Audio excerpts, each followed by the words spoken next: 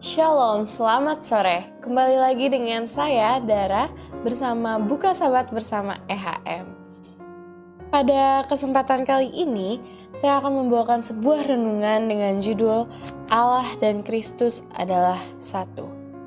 Seringkali kita mendengar banyak orang ingin tahu seperti apa sih Allah itu, gimana sih tabiatnya Allah, bagaimana sih cara Allah bekerja, atau terkadang kita juga bahkan bertanya-tanya apakah Allah sungguh peduli dengan manusia?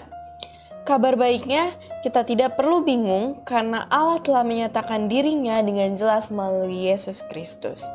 Firman Tuhan dalam Yohanes 10 ayat 29-30 berkata, Bapakku yang memberikan mereka kepadaku lebih besar daripada siapapun, dan seorang pun tidak dapat merebut mereka dari tangan Bapa.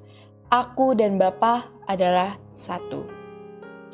Ayat ini begitu indah, karena di sini Yesus menegaskan bahwa Ia dan Bapa adalah satu kesatuan. Artinya kalau kita melihat Yesus, sebenarnya kita sedang melihat Bapa juga. Sebagai satu pribadi, Allah menyatakan dirinya melalui anaknya yaitu Yesus Kristus. Alkitab berkata Yesus adalah cahaya kemuliaan Allah dan gambar wujud Allah sesungguhnya. Yesus hidup sebagai manusia, berjalan di tengah dunia, makan, minum, merasakan letih, bahkan menderita, sama seperti yang kita rasakan saat ini. Semua itu supaya kita tahu bahwa Allah itu dekat dengan manusia. Kristus adalah terang dunia. Dengan datang ke dunia, Dia menyingkapkan kasih Bapa. Tidak ada manusia yang pernah melihat Allah, tetapi kita dapat mengenal Allah melalui Kristus. Lebih dari itu, Yesus tidak hanya datang sebagai guru atau teladan kepada kita, tetapi Ia juga datang sebagai juru selamat. Dia mati dan bangkit untuk menebus dosa kita. Dan kini, setelah naik ke surga, Yesus melayani sebagai pengantara kita di hadapan Bapa. Dialah yang membawa kebutuhan dan doa-doa kita ke hadapan tahta Allah. Itu artinya, kita tidak sendirian. Yesus yang satu dengan Bapa selalu memperhatikan kita, mendoakan kita, dan menjamin keselamatan kita. Karena itu, saudara yang terkasih, ada 3 hal penting yang bisa kita pegang dari renungan ini. Pertama, kalau kita ingin mengenal Allah, kita nggak perlu nyari Allah ke tempat lain. Kita cukup melihat dalam kehidupan Yesus, kita menemukan sifat Allah yang penuh kasih, penuh dengan kesabaran, penuh dengan pengampunan, dan penuh dengan kesetiaan. Yang kedua, kita boleh hidup dengan rasa aman. Yesus berkata, tidak seorang pun dapat merebut mereka dari tangan Bapa. Itu berarti kita ada dalam perlindungan Allah yang tidak tergoyahkan. Dan yang terakhir, poin yang ketiga, kita diajak untuk meneladani Yesus.